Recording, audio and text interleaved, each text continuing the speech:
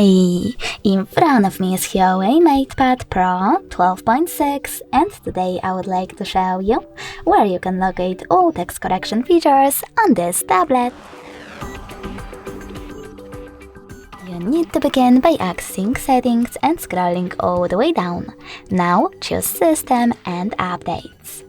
From here, you need to click on Language and Input, select Celia Keyboard, and finally tap on Input. As you can see, all text correction options are over here. If you wish to switch on or off one of them, just click on the switcher next to the chosen one. Thanks so much for watching. If you enjoyed this video, smash that like button, comment and subscribe. Bye!